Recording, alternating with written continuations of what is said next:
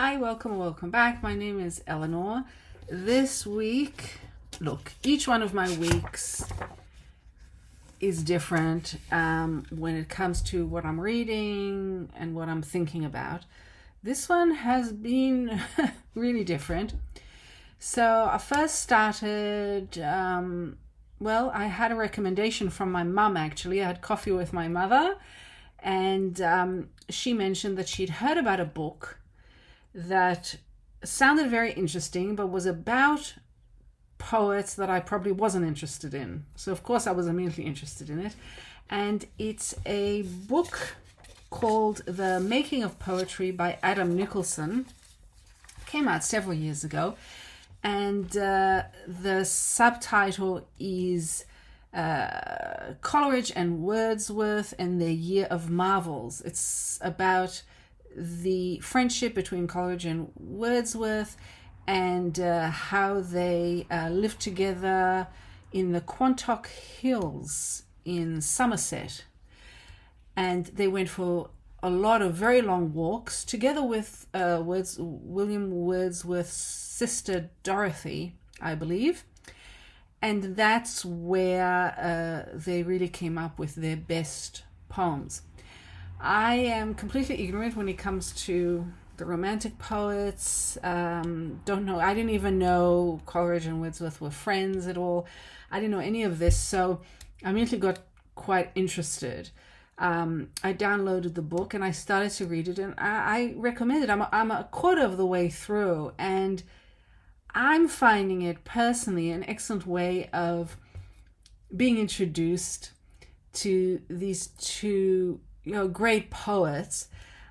Are they writing poetry that I love? Probably not, but at the same time, I want to know about all kinds of poetry, especially poets who are so famous. These are classic poets and classic works. So I'm finding it intriguing, the idea of poets needing to walk, and in this case in a particular type of nature, is a great idea to sort of ponder.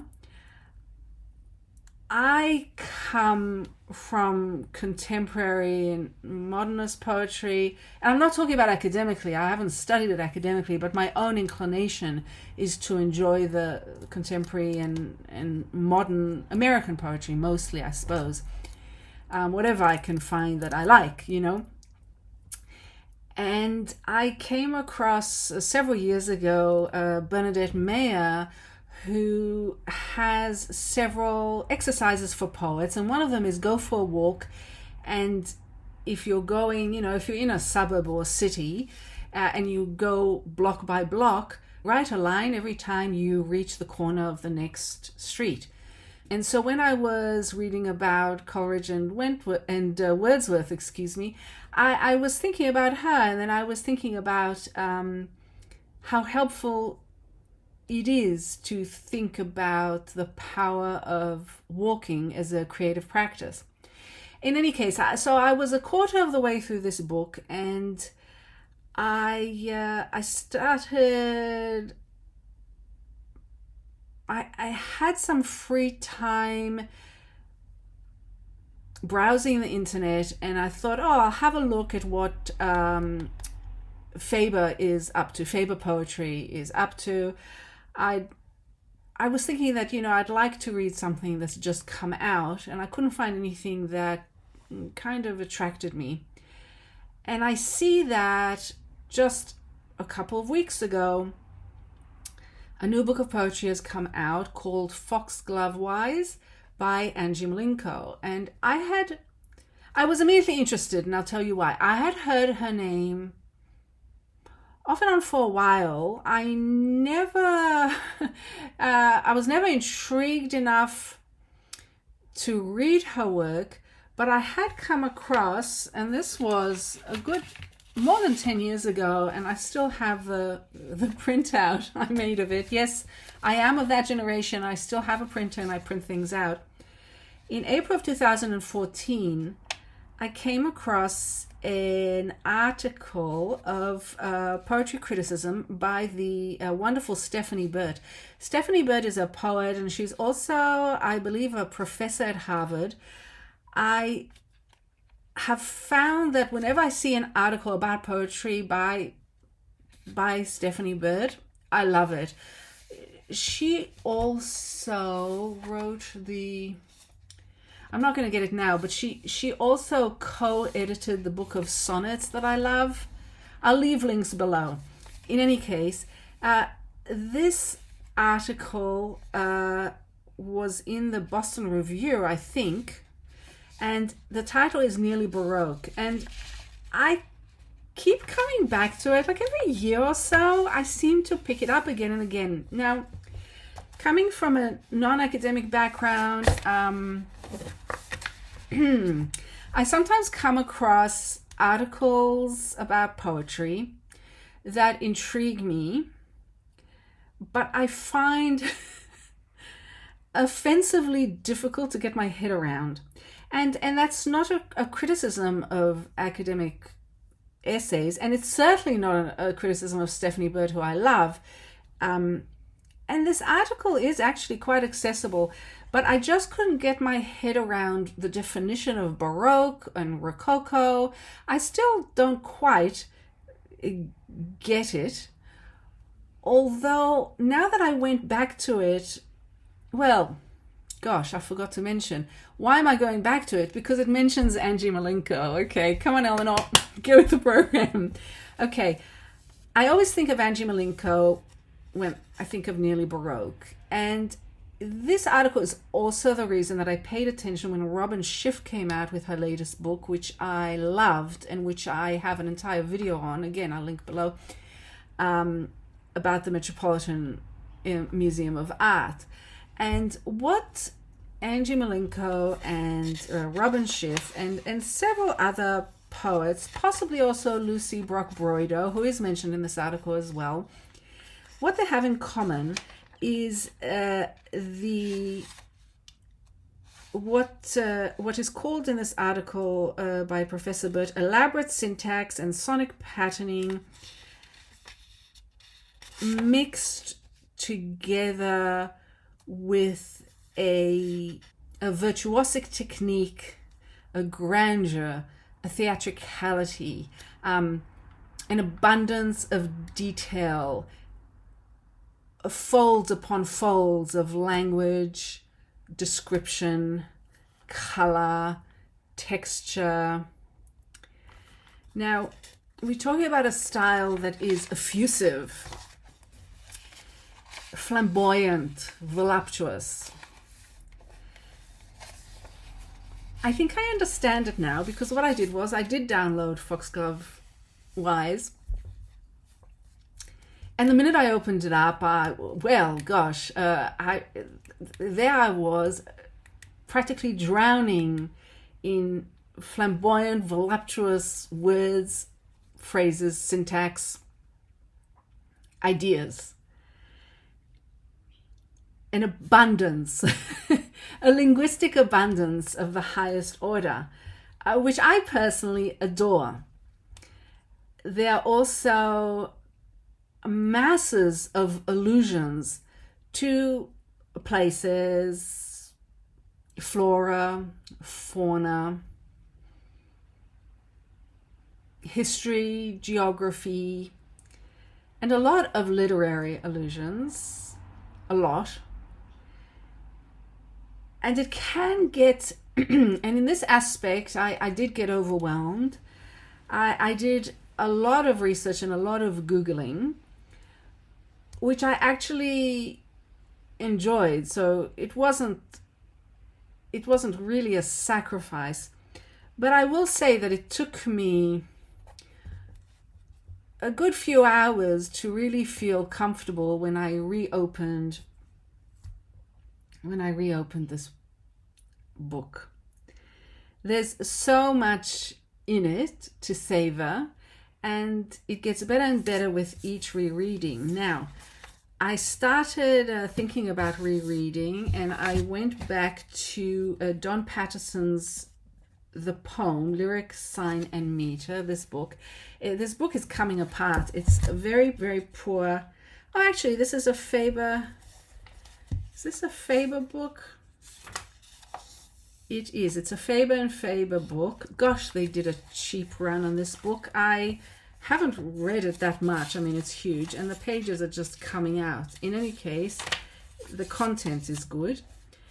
And on page 148, I read this: the act of reading and rereading a poem forms and then confirms a specific domain, ideally one close to that which the poet had devised.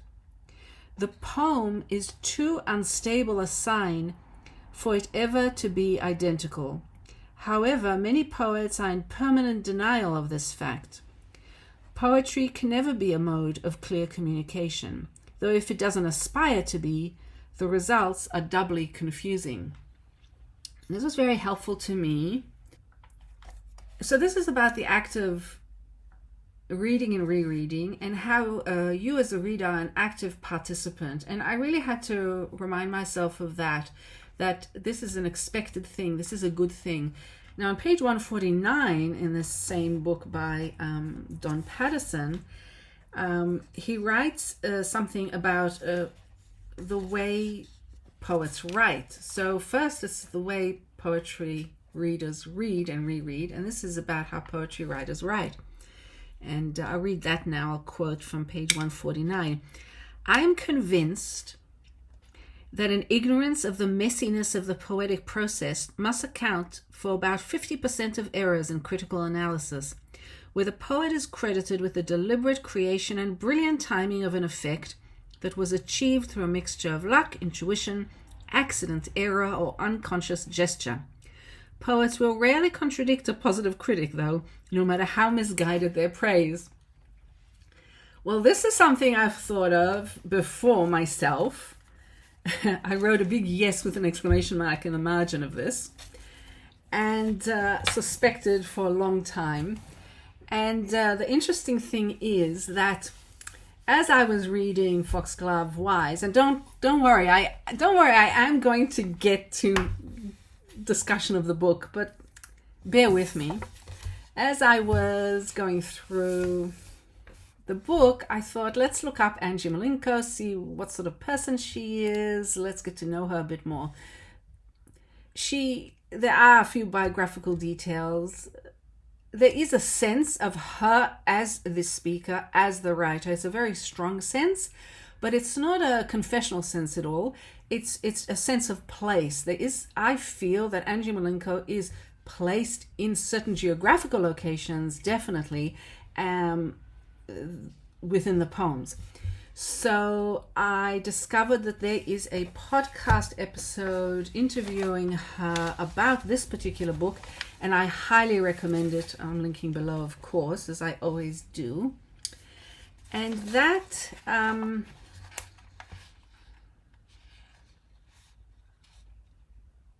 podcast she was interviewed by Niall Munro at Oxford Brookes Poetry Centre. And she talks about the poet's function and also how she feels a poet's write, and definitely how she writes. And she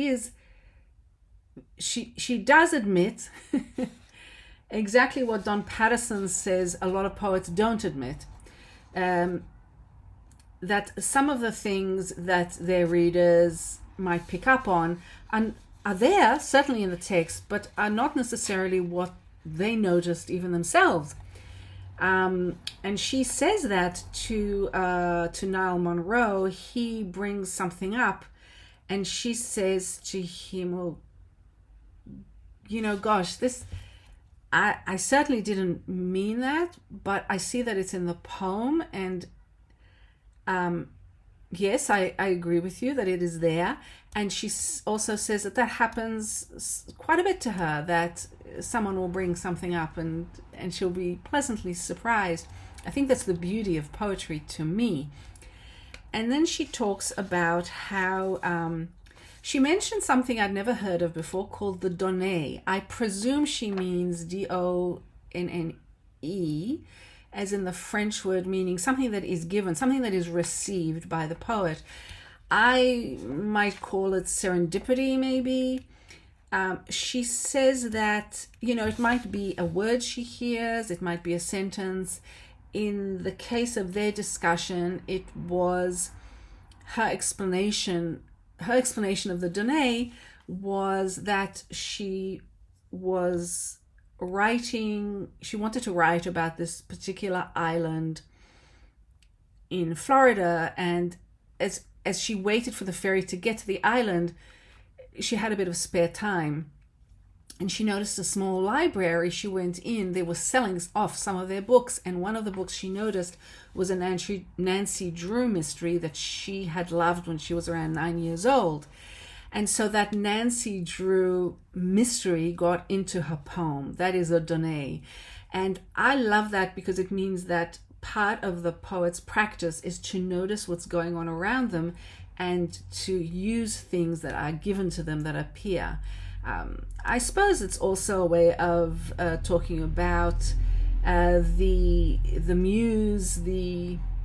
Some poets say that the poetry or certain words come through them, that they don't actually invent the poem, that the poem comes through them, which I find rather thrilling as well.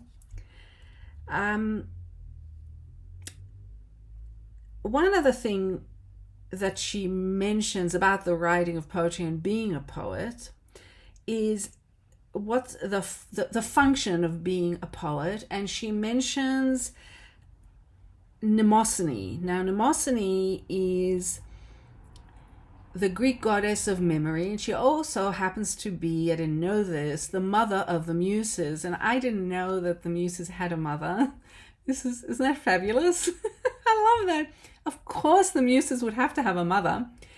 Anyway, mnemosyne, according to Ange Mlinko, is a very serious directive to poets, and the directive is memory. And she believes that and I quote, "My job is to tap into my lineage and keep it alive." And I think she doesn't go into detail about this, so my understanding of it is that, and I feel it very much in her poetry, is that that would apply to, for example, received forms. That would apply to looking at previous poets, whether they be ancient or not so ancient, and to refer to them in her mind and sometimes allude to them in her poetry. Everything is entwined, everything is connected. She also talks about how she sort of cut her teeth as a young poet on Auden and Yeats, and so that would be another thing. And also, I think she's referring perhaps to the idea that many poets have, that they are the torchbearers of language. Without poets, we would lose so much language, and we would, I believe, find ourselves in a world that seemed perhaps more and more superficial and simplistic, because we would lose the words to try to lose the language that tries to understand the ephemeral, the complex, memory, history, and looking into the future.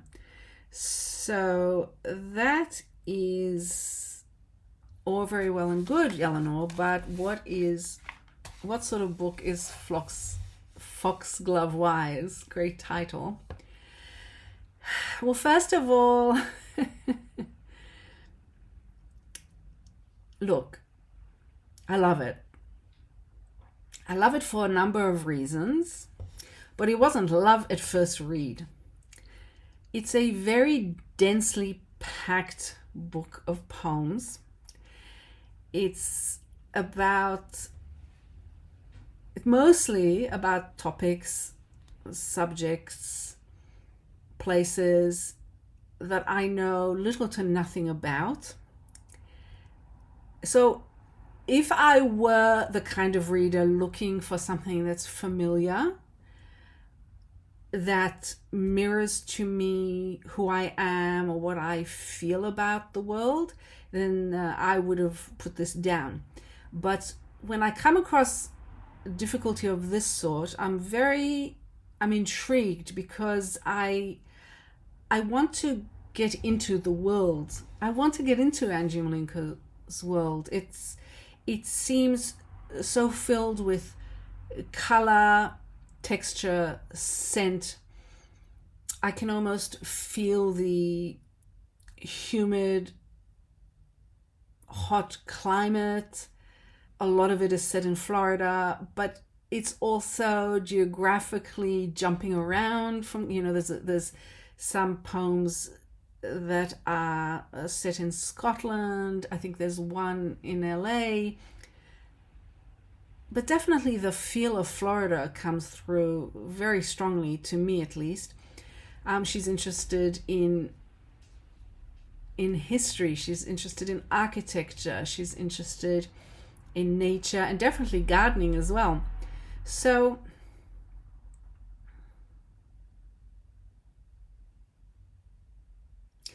this brings to mind something that the poet and teacher Sean Singer mentioned.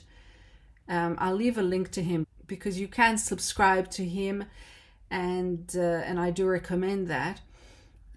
One of the things he said at one point was, well, it was a question really, and the question, I actually put it in the front of my notebook because I found it so intriguing.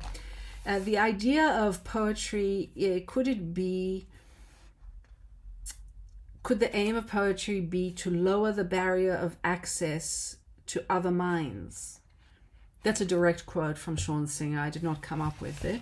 I do really recommend him. He's a great poet and a great thinker about poetry. And this idea of access to another's mind is something that is very important to me in poetry, and is why I really enjoy something that's very odd, because I feel like if I only live in the world long enough, it won't be odd anymore to me. It'll just be part of me.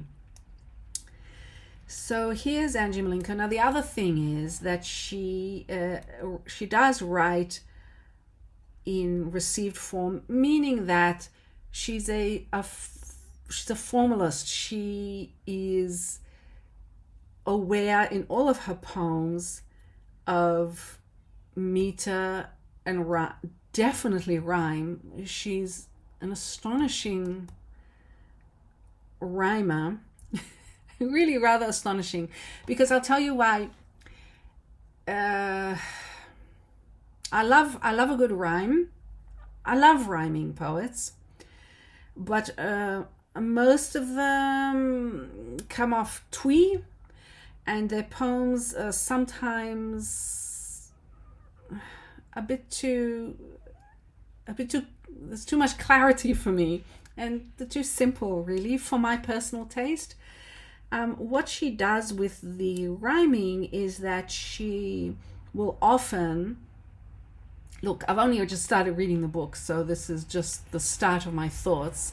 It's not going to be an exact science, but it feels to me that the rhymes have more space between them than they usually do. So she might write a sonnet but with rhymes, but it wouldn't be the rhyming scheme, the exact rhyming scheme you'd expect from a Petrarchan sonnet or a Shakespearean sonnet. The more space you have between the rhymes, the less you hear it. But you do hear it on a subconscious or even unconscious level. And that allows you as the reader to really enjoy the musicality of, and what she's doing is very much enjoyable. Even on a first reading, when I didn't understand some of the references and allusions, I didn't even understand at first that, the scene was set in Florida, which many of the poems are, and I think you really need to know that.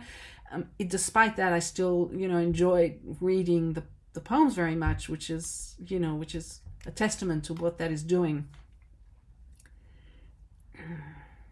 Yeah. There are 2 poems that I found are readily available for free on an online journal that I will link to, called Bad Lillies. And it's a good name for a journal, isn't it? Bad Lillies. But anyway, those 2 poems are The Open Sea and Flamboyance. So I thought I might talk briefly about those 2 poems because you can actually read them and see if this book might be something you'd be interested in. I will say that The Open Sea is one of my favorites. I have several favorites in the book already, but this is definitely one of my favorites.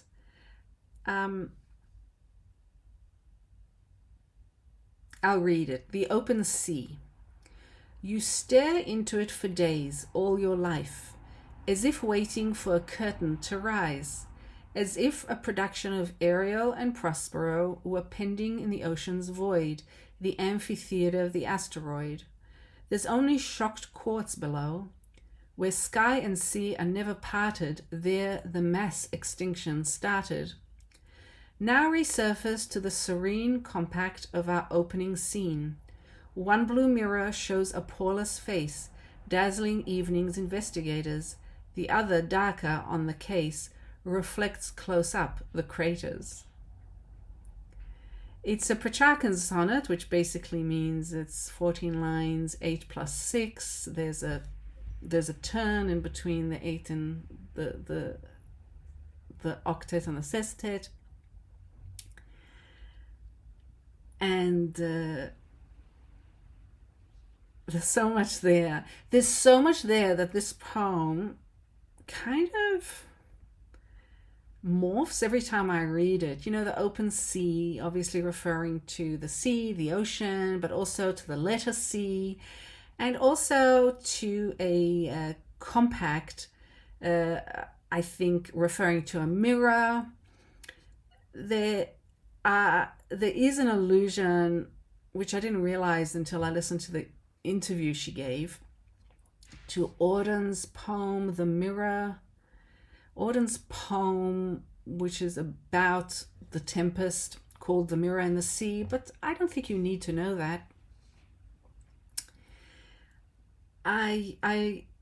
There's just so much there, the amphitheater of the asteroid, the shocked quartz. I looked that phrase up, and quartz, that is an actual phrase pertaining to the way quartz is compacted. Again, the word compact. The mass extinction, referring to where do we come from, where are we going as humanity. And then the hint in the second stanza to, looking at yourself in the mirror, looking at your own face. How magnified are you? Are you the center of your world? Do you only look at yourself do you want to be a poreless face? It says so much about modern life as well as ancient, I think. And the idea of the craters and the reflection and the ocean, of course, brings up the moon.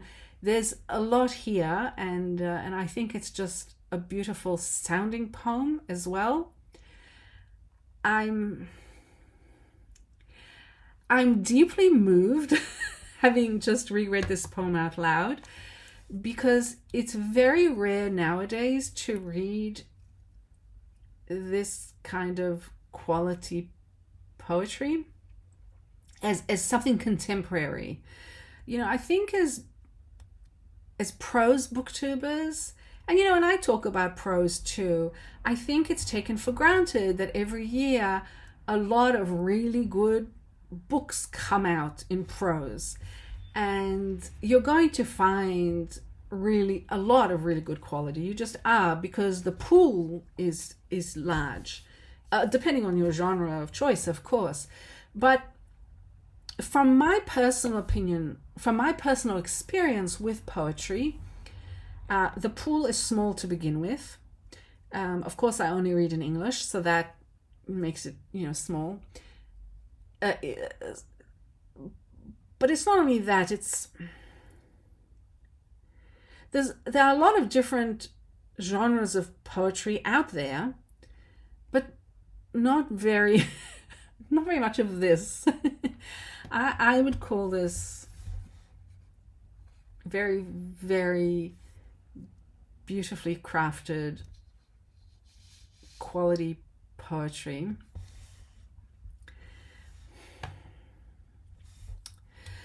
Look, I'm hesitating because, there's a lot of different kinds, and you don't have to be a formalist to be praised by me.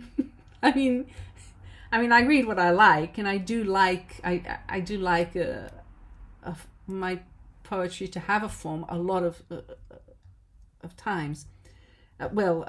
Received form, I mean. But I think what I'm talking about is a virtuosity. For example, if you're going to go to watch a dance on stage, let's say you go to watch a classical ballet, you're enjoying it for the art, but you're also at some point going to be amazed at the technique and how is Baryshnikov jumping so high, how are the ballerinas managing to do that on point, and at the same time express so much of the story, of the narrative, of the human emotion. And technique and craft come together with the art, and that is important to me in poetry, to see the technique, the craft. And Ange Mlinko has that in abundance, and the art, the depth is not sacrificed. Often you'll find formal poets seem to, frankly, sacrifice some of the complexity because you see, when you're writing, when you're sitting and writing and you want things to rhyme, the pool of vocabulary that you have for the end of each line is limited, and so it's very difficult to write in that way without limiting the depth of your poem. And Ange Mlinko somehow manages to do that. It's almost bringing me to tears, because a good poem is a wonderful thing. Now, the other poem in Bad Lillies is Flamboyance. And while I certainly am not going to read that aloud, because I'm running out of time, I will say that it's another great poem. With this poem, I'll say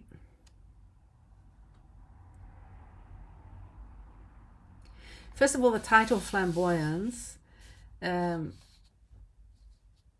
If you read the poem, you can see that it is, one of the meanings is that it is relating to the term for a group of flamingos, a flamboyance of flamingos. But it also very pleasingly points back to the nearly Baroque article that I was talking about by Stephanie Burt.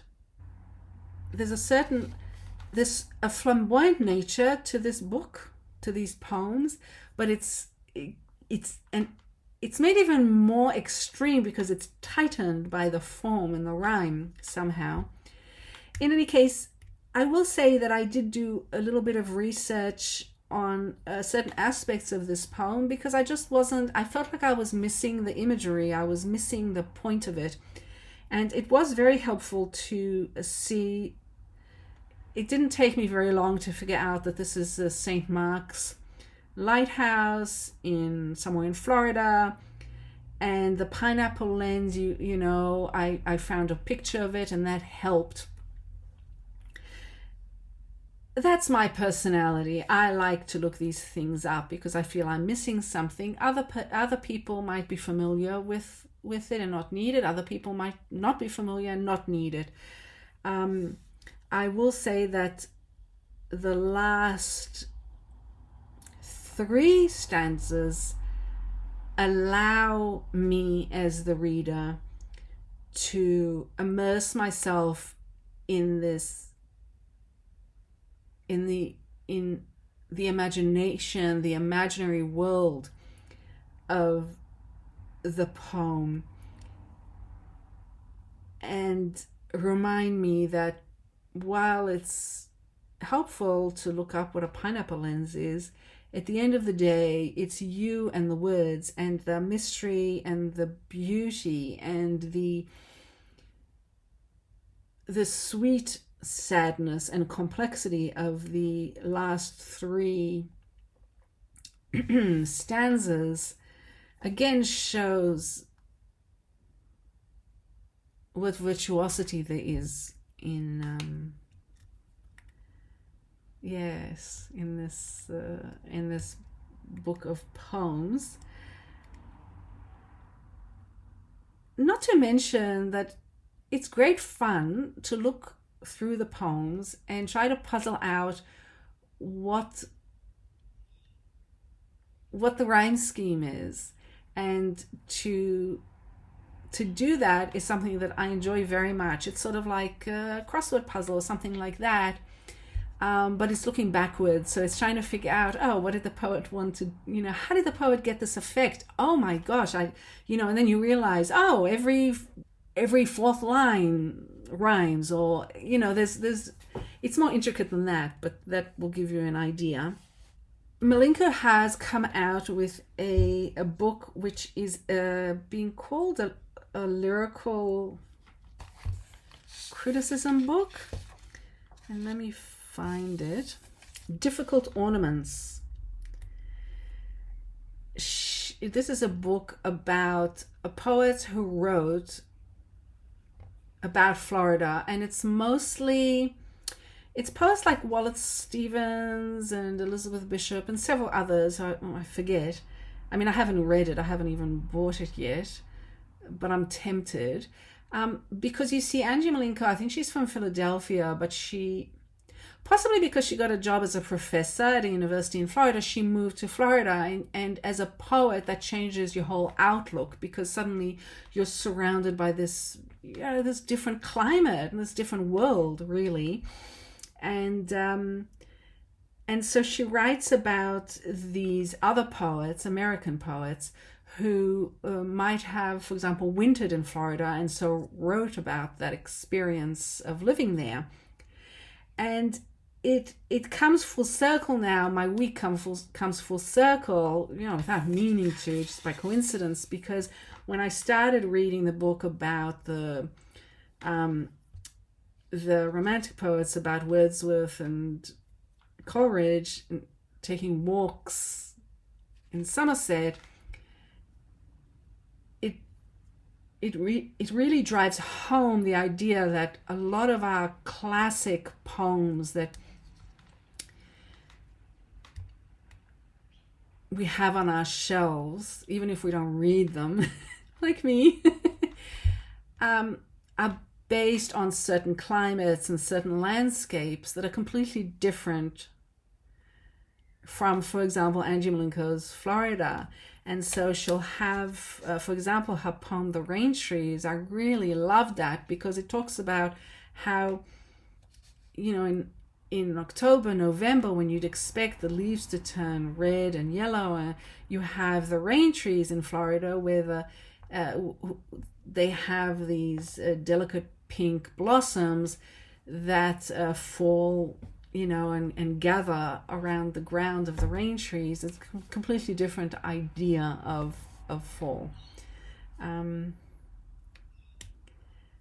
think that's about it.